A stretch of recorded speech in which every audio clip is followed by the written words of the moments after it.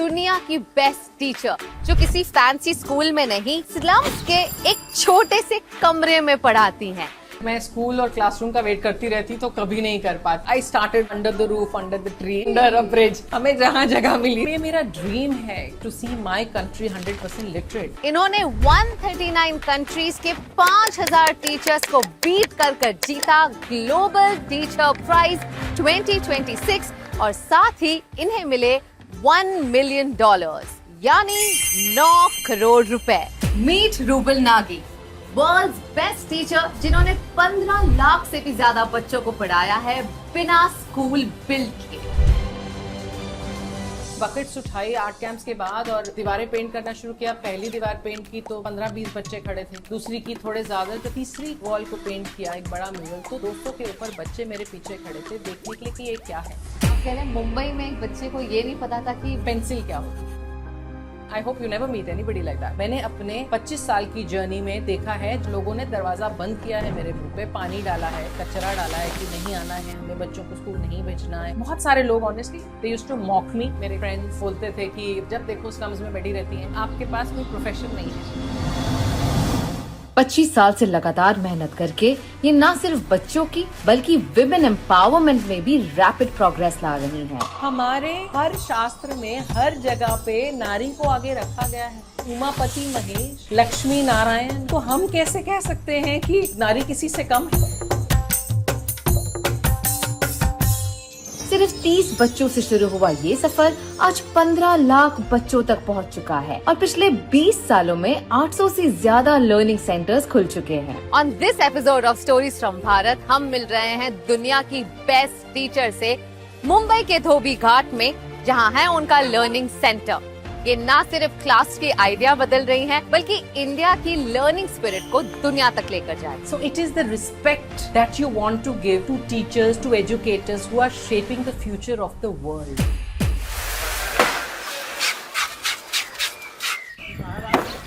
India, my great country. मेरा भारत महान। Favourite food and fruits, historical places, हमारे जो बहुत बड़े हिस्ट्री के प्लेसेस हैं जैसे gateway of India, India gate, Qutub Minar, Taj Mahal, ऐसे बहुत सारे हैं। हाँ ma'am, may I come in? Yes, please, please. Hello ma'am. Hello. Hi everyone.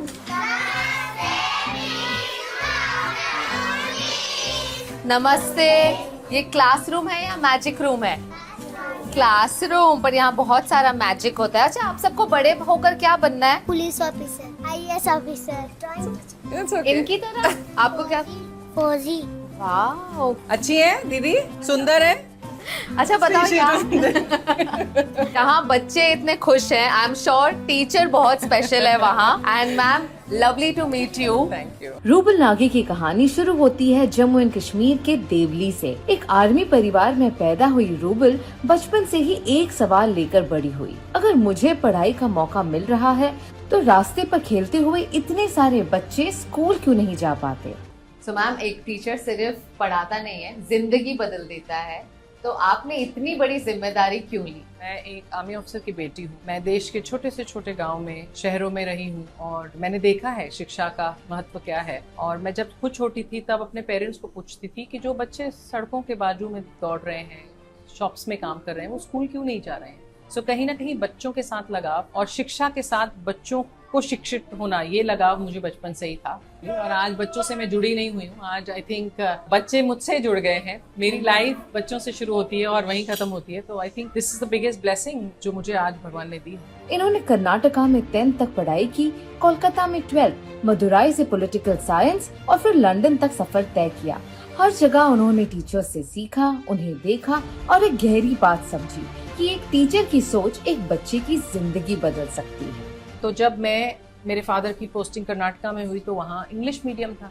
अब ना मुझे समझ आए ना मुझे बोलनी आए, एंड मुझे बहुत एम्बैरेस फील होता था कि अब मुझे अंग्रेजी नहीं आती और यहाँ सब फटाक फटाक इंग्लिश में बात करते हैं, मैं कैसे कोप अप करूँगी। And I failed in my mid term exam in one of the subjects. तब मेरी टीचर ने मेरा हाथ पकड़ा एंड कहा कि you are a good student, मैंने आपके मार्क्स देखे हैं बाकी सब्जेक्ट्स में, don't give up, it's okay, मैं आपको एक्स्ट्रा क्लासेस दूंगी, आपको जो मदद चाहिए आप मेरे से आके मांगो, बट पढ़ाई के ऊपर पूरा ध्यान रखना और आपके हाथ में क्या है, मेहनत करो, आप मेहनत करो, फाइनल्स में बहुत अच्छा रिजल्ट आएगा। नाउ एट दैट टाइम अगर मेरा हाथ उस टीचर ने नहीं पकड़ा होता, I am telling you, I would have gone to my father and मैं अपने डैड को बोलती या तो मेरा स्कूल बदली कर दीजिए या आप मुझे स्कूल भेजना बंद कर दीजिए, मैं नहीं जाऊंगी। आप जिस भी देश का प्रधानमंत्री देख लीजिए, राष्ट्रपति देख लीजिए, एनी टॉप डिग्निटरी देख लीजिए, पढ़ के तो सब टीचर से आए। उनका जो भविष्य है, उनकी जो आगे लाइफ है, उसको संवारने वाली टीचर्स ही हैं। दैट्स वाई गुरु का स्थान बहुत बड़ा है हमारी लाइफ में। तो अगर आपकी टीचर उस समय वो वीक स्टूडेंट। एक दौर था जब शिष्य अपने गुरु के लिए अंगूठा भी काट कर दे देते थे, और आज एक दौर है जब शिष्य अपने गुरु को अंगूठा दिखाते हैं। तो शिक्षक का सम्मान कीजिए। शिक्षक केवल शब्द ही नहीं गढ़ता, वह बच्चों का भविष्य भी गढ़ता है। टीचर केवल 8 से 10 घंटे तक ही जॉब नहीं करता, वो हर दिन सोचता है, घर जाने के बाद भी सोचता है कि कल बच्चों को क्या सिखाया जाए, क्या अच्छी शिक्षा दी जाए। आजकल के बच्चे भी और पेरेंट्स भी ये सोचते हैं कि हम टीचर को फीस दे रहे हैं तो हमने टीचर को खरीद लिया है। तो याद रखिए, आप टीचर का समय खरीद सकते हैं, लेकिन उसके संस्कार और उसका अनुभव आप कभी भी नहीं खरीद सकते। कई बार पेरेंट्स भी अपने बच्चे में वो क्षमता नहीं देख पाते जो एक टीचर देख पाता है, और एक टीचर के प्रोत्साहित करने पर एक बच्चा पूरी दुनिया को चेंज कर सकता है, बहुत कुछ कर सकता है। तो सही टीचर का होना जीवन में बहुत ज़रूरी है, और अगर सही टीचर मिल जाता है तो उसका शुक्रिया अदा करना, उसके रिस्पेक्ट करना कभी भी मत भूलिएगा।